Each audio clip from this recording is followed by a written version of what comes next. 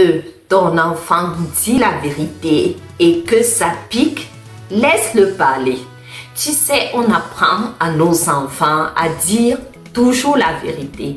Mais lorsque cette vérité te dérange, cela ne signifie pas qu'il te manque de respect. Tu sais, on apprend tous à nos enfants à dire la vérité. Mais quand cette vérité nous dérange, on leur dit: ne manque pas de respect, ne me manque pas de respect. Alors, je te pose une question aujourd'hui. Ton enfant a-t-il le droit de te dire: maman, ton rouge à lèvres ne passe pas? Ou papa, ta cravate est vieux jeu? Derrière ces mots, il ne critiquait pas, mais il observait, il existait, il osait s'exprimer. Reste avec moi. Ce que tu vas entendre peut changer toute votre relation. Dans beaucoup de familles, on a appris: les enfants ne font pas de remarques aux adultes. On confond franchise avec insolence. On confond expression avec manque de respect. On confond opinion avec rébellion. Mais si ton enfant n'a pas le droit de te dire ce qu'il voit, il n'aura pas le droit non plus demain de te dire ce qu'il vit. Aujourd'hui, je vais te parler du droit d'expression de ton enfant, de comment réagir sans te sentir attaqué, de comment transformer une remarque maladroite en apprentissage et de pourquoi ces petits moments construisent sa confiance.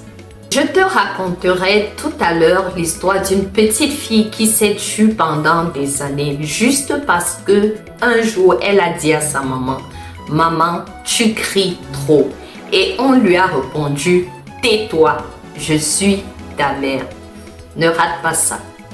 Quand un enfant dit: maman, ton rouge à lèvres est bizarre aujourd'hui, ou papa, ta cravate fait vieux jeu, tu entends peut-être ceci: tu es moche, tu es dépassé, tu ne fais pas bien les choses, c'était à votre époque, tu es déjà vieux.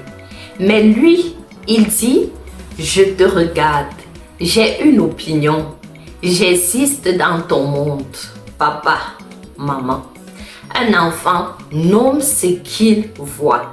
Il ne juge pas ton identité, il décrit ton apparence, ton style, ton choix du moment. Et tu sais quoi? C'est sain. Un enfant qui ose dire ce qu'il pense, c'est un enfant qui s'affirme, développe son langage, apprend la nuance, se sent autorisé à être lui-même. La vérité des enfants n'est pas une attaque, c'est une forme de présence. Ce qui te blesse révèle parfois tes propres insécurités. Pourquoi ça te pique quand il te dit ça? Parce qu'il touche un point sensible en toi. Tu te trouves peut-être déjà trop fatigué, pas assez stylé, pas assez à la hauteur, pas assez parent parfait. Ou toi, papa, peut-être que tu te sens vieillir, que tu cours après ton image ou que tu portes une pression invisible. Alors, quand l'enfant parle, tu crois qu'il juge. Non. Il met le doigt sur quelque chose que tu dois toi-même chercher à abandonner. C'est pour ça qu'on réagit trop fort. C'est pour ça qu'on dit: ne me parle pas comme ça. Mais si tu fais taire ton enfant quand il exprime une idée aussi simple, comment s'exprimera-t-il quand la vie sera lourde, quand il aura mal, quand quelqu'un le blessera, quand il se sent injustement traité? L'enfant apprend comment il aura le droit de parler demain. La question qui se pose est donc comment réagir avec intelligence et bienveillance. Quand ton enfant te fait une remarque, essaye donc ceci. Ralentis en un. Respire avant de répondre. Tu n'es pas attaqué. En deux, reformule. Tu trouves que mon rouge à lèvres est trop vif? C'est ton avis. Merci de me le dire. Tu penses que ma cravate est démodée? Ah, toi, tu préfères quoi? Là, tu lui montres son opinion vaut quelque chose. Mais cela ne définit pas ta valeur. Et tu n'es pas fragile devant lui, chers parents. En trois, enseigne la forme, pas le silence. Tu peux lui dire, tu peux me le dire, mais avec douceur. Dis-le avec respect, d'accord? Tu peux me donner ton avis, mais parle-moi plus gentiment. Tu nourris sa liberté sans casser sa voix, sans l'éteindre. En quatre, rappelle-lui que tu restes l'adulte, son parent. J'entends ton avis, mais moi, j'aime ce rouge à lèvres aujourd'hui. Et toi, tu as le droit de ne pas l'aimer. C'est ça la communication saine. C'est ça l'éducation bienveillante et consciente. Écoute bien ceci. Je t'avais promis une histoire. Une petite fille de 7 ans dit un soir à sa maman, « Maman, tu cries trop, ça me fait mal dans le cœur. » Et la maman répond, « Je suis ta mère, tais-toi. »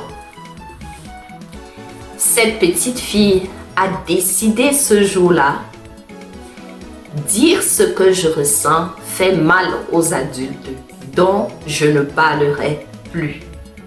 Aujourd'hui, elle a 32 ans, elle n'arrive pas à dire non, elle n'arrive pas à dire j'aime, elle n'arrive pas à dire stop.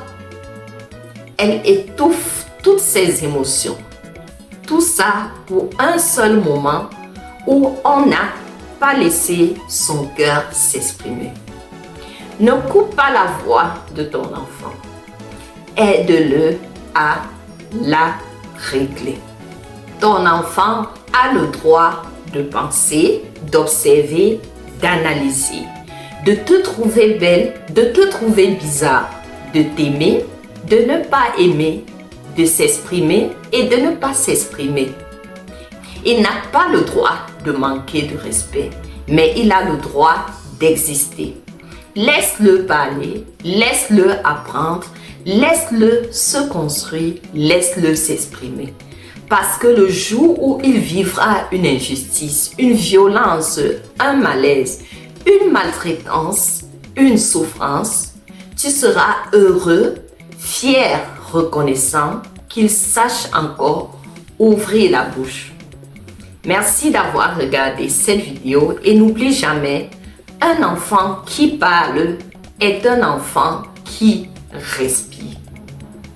Abonne-toi et partage la vidéo avec un parent ou éducateur. Bye bye. Parce que ton enfant dit la vérité. Grandir avec son enfant un jour à la fois.